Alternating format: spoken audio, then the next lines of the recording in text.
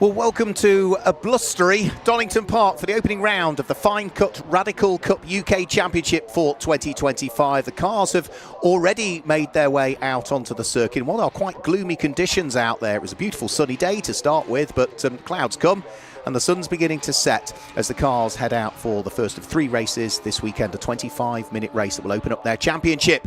We can guide you through the grid for this one as they make their way around the circuit, and it is based on the times that were set in qualifying. It is Marcus Littlewood that lines up on pole position, and Hamish Forrest lines up on the outside of the front row of the grid. Jack Yang has Rachel Robertson for company on row number 2, and it's long-time Radical racer John McLeod who's got Andy Lowe for company. He's not short of Radical experience either on the next row of the grid, which is row number 3. Row 4 of the grid is Alex Fisher, and for company it is Flame Auricola.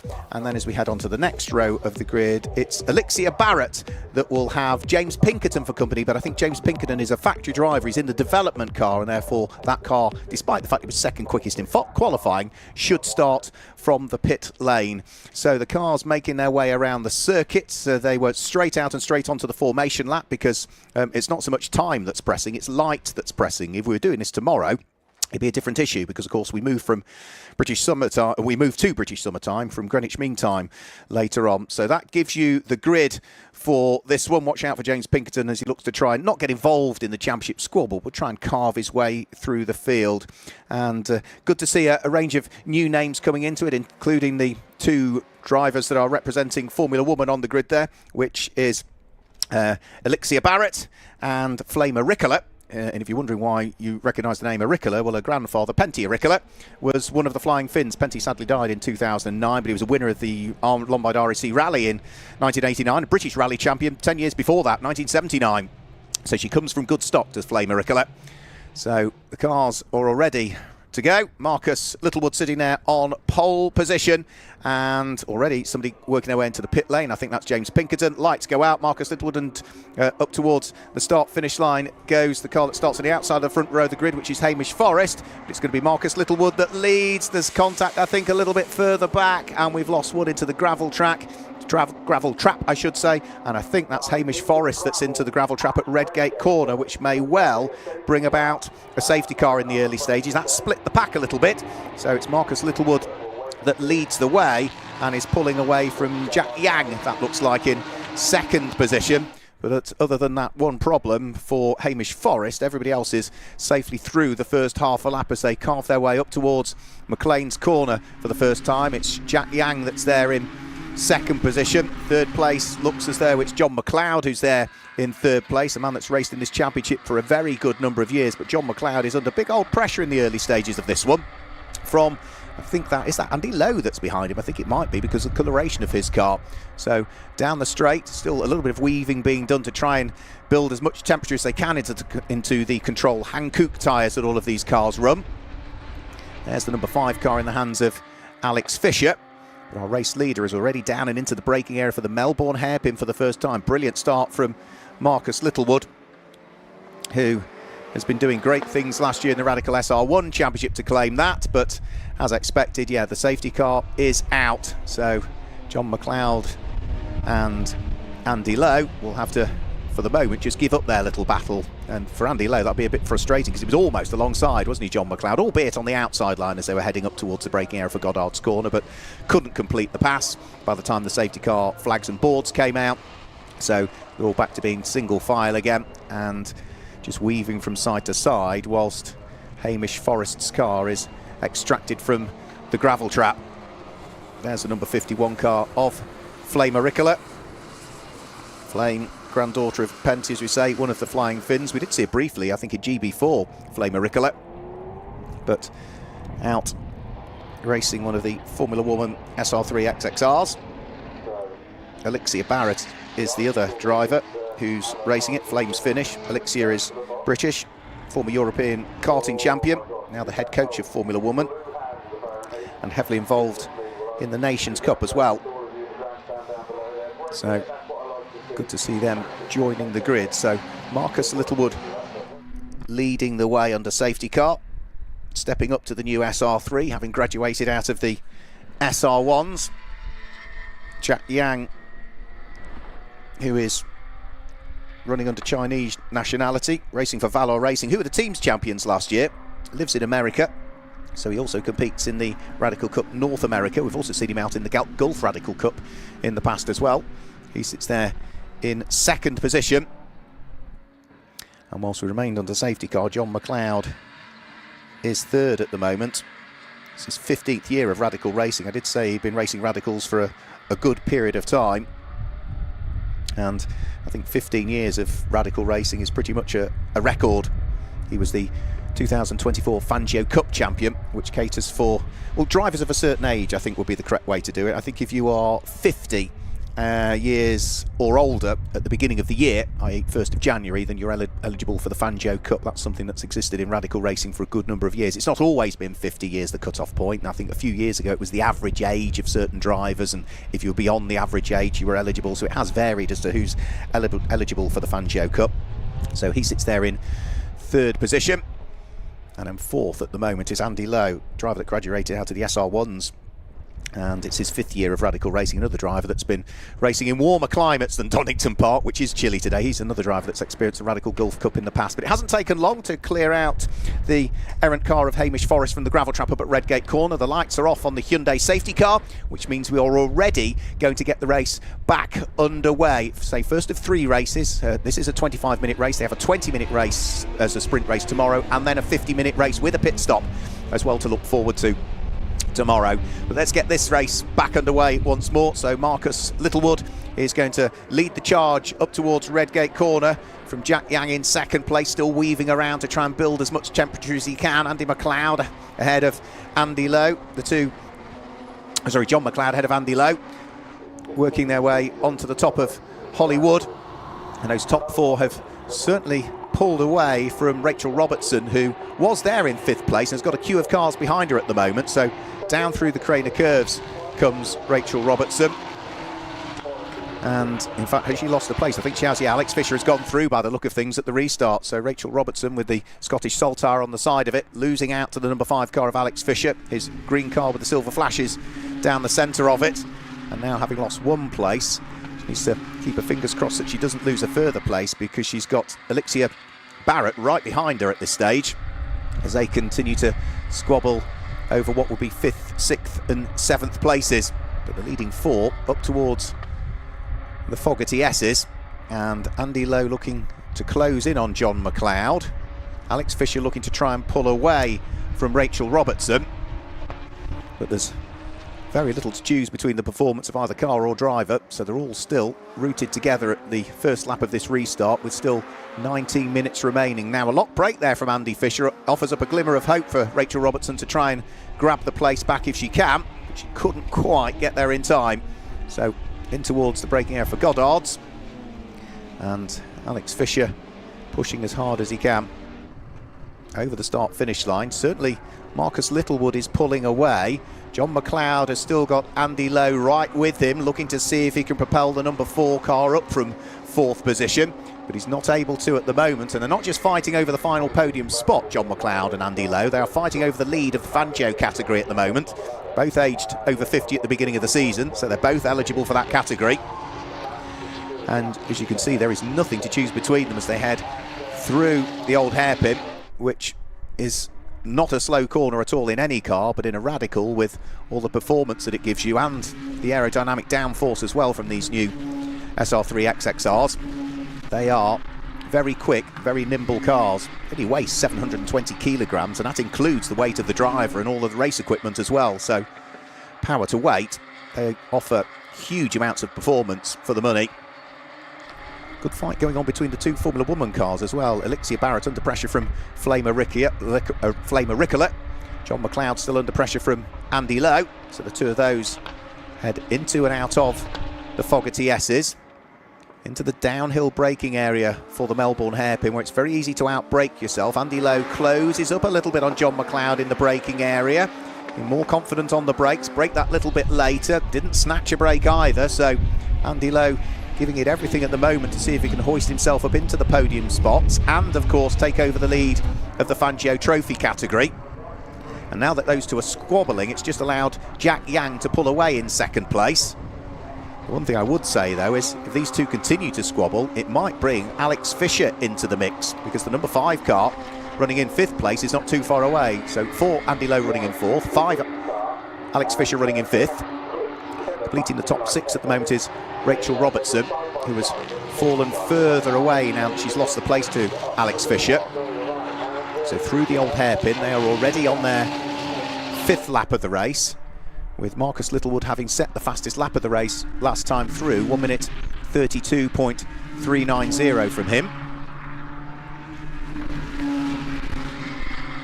And then the 2 Formula 1 cars just coming up towards McLean's corner. Alexia Barrett, Flame Auricola, and then James Pinkerton in the development car at the tail end of the field. As I say, James doesn't want to, as a factory driver in the development car, get in the way of the championship squabble that lies ahead of him. James, another driver that's been very, very successful in radical racing over the years. So, up towards the braking area for the Fogarty S's goes Alexia Barrett. Flame Auricola ahead of her, James Pinkerton behind in the white, red and blue liveried car. Of course, that's the car that it did do the rolling lap, but then it trundled its way into the pit lane to come down the pit lane and then start to keep itself out of harm's way. In qualifying, James would have been on the front row of the grid. He qualified 2nd quickest. So, up towards Goddard's, he will go. Meantime, down at Redgate Corner, there's no let up in the pressure for John McLeod. Andy Lowe is not going away, is he? So they head through the Craner curves. They're on their 6th lap at the moment. Another new fastest lap of the race for Marcus Littlewood, our race leader last time through. 1 minute 31.196 from him. And in the first third of this lap, he's going even quicker. Purple sector again for the first third of the lap, which brings them from the start-finish line down to roughly a point midway through the Craner curves is the first third of the lap. They're not equal thirds, it's just where the sectors are based around this track. So Marcus Littlewood has now got the best part of a 3-second advantage between himself and Jack Yang. Closest of the squabbles is still for 3rd and 4th place, and they are getting caught by Alex Fisher, I think. Let's have a quick look at the times. 1 minute 33.5 from Alex Fisher. It was a 1 minute 33.5 from Andy Lowe, and 1 minute 33.4 actually from John McLeod. So now they're all lapping of a similar pace in what will be 3rd, 4th and 5th place. So Alex Fisher isn't really closing on the pair ahead.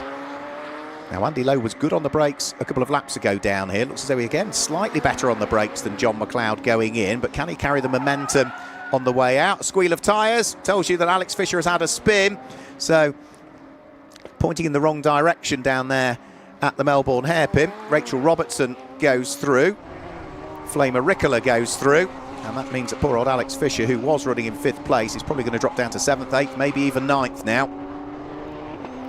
So for the 2 drivers at the sharp end of the Fangio Trophy, they can not have to worry about this car closing in behind now, because only now does Alex Fisher fire the car back up and get going. But he's now dropped, I think, to the very tail end of the field. Through the old hairpin. Lap number 7. It was another new fastest lap for Marcus Littlewood last time through. 1 minute 30.831, and a bit like he did on the previous lap. Fastest lap of the race, gets to the first sector of this lap, goes purple, even quicker again, so he's just extending his lead all of the time, just stretching it. Last time through, he's 0.6 of a second quicker than Jack Yang in 2nd place. Still the fight for 3rd and for 4th between the 2 Fangio Trophy eligible drivers. John McLeod in his 15th year of radical racing, Andy Lowe in his 5th year of radical racing. Andy having graduated out of the Radical SR1 Cup, which for this year moves over to the 750 Motor Club. Onto the brakes. Again, Andy Lowe just closing on the way into the corner. He's pretty good on the power coming out as well, so he's just slowly edging up onto coattails of John McLeod, but the difficulty is, as soon as he gets close to him, of course, he's then sitting in the dirty air a little bit, and that's going to affect the aerodynamic stability of his car and just mean that he can't quite get the car turned in where he wants it. But again, he closes in the straight, this time that being the Wheatcroft straight up towards Redgate Corner. John McLeod just moves over to try and cover off any attempt that might be coming as they head in towards Redgate. The 2 of them are absolutely matched for pace, aren't they, as they head down through the Craner curves yet again. They were separated by very little as they came over the start-finish line last time through. There was literally thousandths of a second between the pair of them. Was it 3/4 tenths of a second? That was all. So with over half of the race gone now, has Andy Lowe got anything that he can throw at John McLeod? Into the pit lane comes James Pinkerton. So that may have been on the script anyway in the development car, just to get a few laps in and then come back and feed back some data. I'm sure that's the case. Say he is developing that car on behalf of the factory as a factory driver, hence why he started at the back of the grid, started from the pit lane.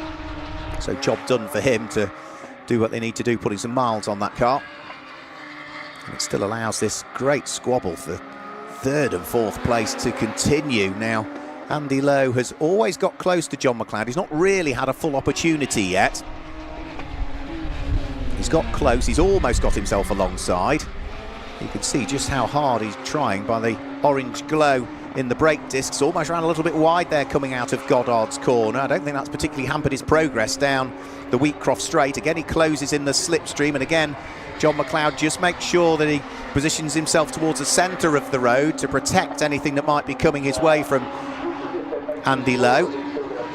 Down through the Craner curves, but it's still that day-glow green, white and black car of John McLeod that still just by his fingertips almost is hanging on to third place. Andy Lowe has certainly not given him any respite at all in the pressure that he's applied throughout the course of the first 15 minutes of this race.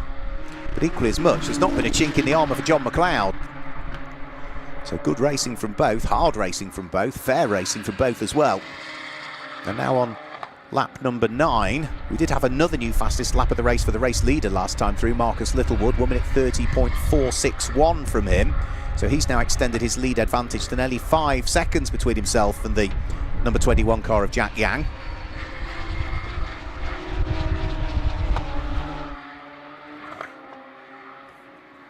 So it's the Radical SR1 champion from last year that leads the way. Jack Yang, who was 6th in the championship, representing Valor Racing, who were the team's champions from last year, sitting in 2nd place. And then these two hugely experienced racers for Radical sitting there 3rd and 4th. There's a little bit of contact between the pair of them going into Goddard. There's another small rub between the pair of them coming out. Andy Lowe was good on the brakes going in, and he managed to sort of prise the door open a little bit there on John McLeod, who's doing his best to try and fight back as they get towards Redgate Corner. But Andy Lowe is through and has picked up 3rd position, and more importantly, perhaps as far as he's concerned, the lead of the Fangio Trophy. So lap number 10 they're on at the moment with 9 minutes remaining. You can see just how... And then Andy Lowe makes a mistake going through the old hairpin. You could hear the gravel, you could see the dust, and having taken 3rd place away, that's going to slow his progress round through Schwantz Curve and up towards McLean's, and John McLeod goes back through. Brilliant squabble between the pair of them. They've changed position, they've changed back, and just as Andy Lowe had managed to grab the place, then all of a sudden John McLeod is back through with that small mistake down through the old hairpin for Andy. So John McLeod will now be trying to drive the widest SR3 XXR that he could possibly do. Marcus Littlewood leads the way. That's Jack Yang in 2nd position, now 5.6 seconds adrift. You can see the sun is setting here at Donington Park. It doesn't half make the lights look bright on the Radicals. And with 8 minutes to go, over the start-finish line, they will make their way. So through the right-hander at Redgate Corner, you can see the hard work that Marcus Littlewood is putting into driving the race-leading car. And Andy Lowe's had another problem by the look of things at Goddard's corner. He's had a half spin there, just caught the tail end of it as he recovered. So John McLeod now has a little bit of breathing space between himself and the man that's been applying all of the pressure to him, Andy Lowe. So Andy will have to regather his thoughts. There's still time for him to close back up again. 7 3/4 minutes still remain. They're on lap 11 currently. Marcus Littlewood, Jack Yang, John McLeod, Andy Lowe. Then it's Rachel Robertson, who sits there in 5th place. Flamer Ricola is there in 6th place. Alexia Barrett is 7th. Alex Fisher is 8th at the moment. And then 9th is going to be the final car that we've got running, which is the number 95 car of Hamish Forrest. Is he back out? I think he is. I think Hamish Forrest is back out, having had his gravelly moment. I think he's back in the race, and yeah, he's just a lap adrift. So it must have been a quick shove out of the gravel from our fantastic Donington Park marshals. Now, what we need to do is keep an eye on the gap between Andy Lowe in 4th place and John McLeod, the pair of them heading down towards the Melbourne hairpin. After Andy made his small mistake up at Goddard's on the previous lap, he crossed the start-finish line 1.9 seconds adrift of John McLeod. Well, it is nothing like that now. He has worked overtime to try and close right back up onto the coattails of the man he's doing battle with for the lead of the Fangio Trophy in the final spot on the podium. Their respective lap times as they come through, 1:33.0 from John McLeod. It was a 1:31.5 from Andy Lowe, the best lap he has done so far. So he brought the gap down from 1.9 seconds to 0.4 that time through. So no ill effects of the minor moment for Andy Lowe, and he's in full attack mode again. So through the Craner curves, down towards the old hairpin. The lux level continuing to drop. It's difficult out of the commentary box windows to establish exactly how dark it's getting, because the commentary box windows are tinted, but you can certainly see just from the footage there that the cameras that we've got out there around the circuit, you can see the lights affecting the cameras, and you can see just how bright the lights look, both whether it be the headlamps or the tail lights on these SR3s. They're starting to look ever brighter all of the time. With 5.5 minutes to go, we should just be able to squeeze this race in before it gets a little bit too dark. So through the Fogarty S's we go. Now, after his spin, Alex Fisher has now managed to catch up with the next car that he's looking to try and squeeze his way through and past. Now, that will be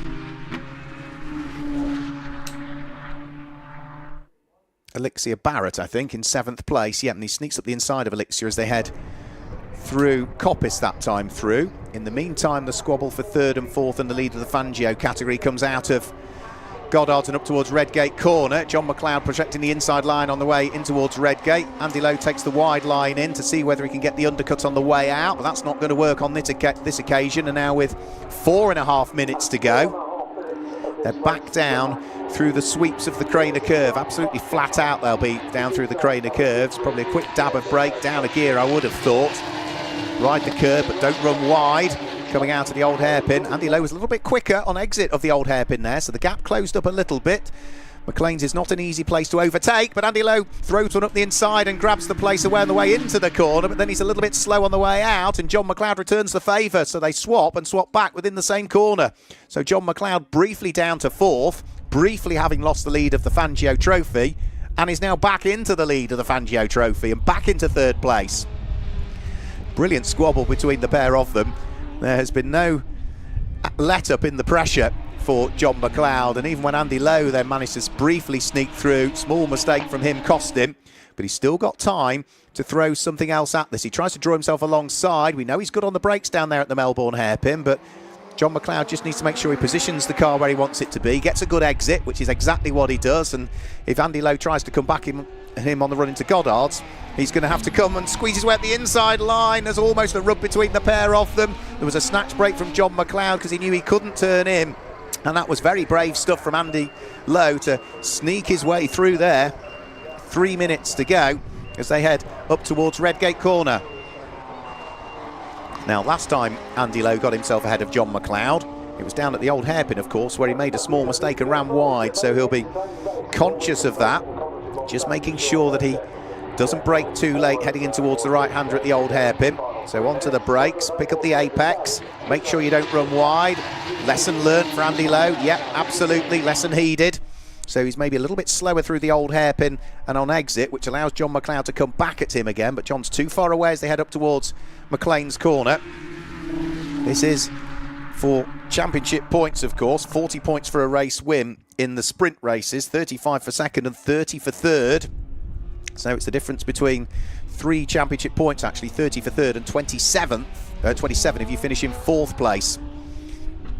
and they could all be important, those 3 points, on the totting up at the end of the championship season.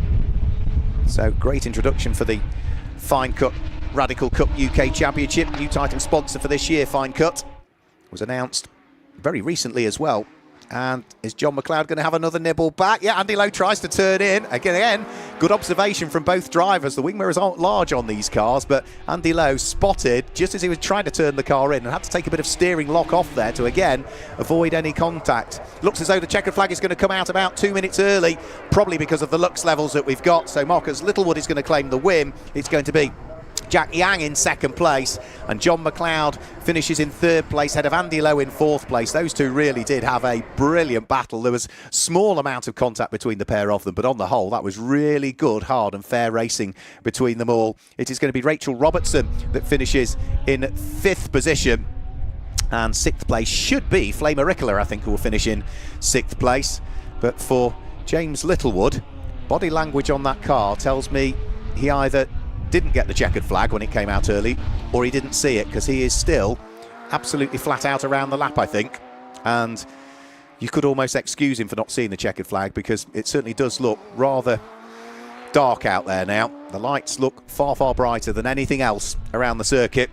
And I do think that, yeah, he's going to carry on and probably take the checkered flag for a second time if he did last time through, or has he? No, he's backed things off. So he was just pushing as hard as he could. He did see the checkered flag, so well done, Marcus Littlewood, for spotting that checkered flag in the gloomy conditions. You could have been excused for not seeing it. He makes his way in towards the pit lane. Everybody has taken the checkered flag, including Hamish Forrest, who was in the gravel trap early doors, and I think Hamish unfortunately picked up a time penalty as well late on in that race for just going beyond the circuit limits one too many times. A 5-second penalty was handed in his general direction. But the Radicals making their way in towards the pit lane.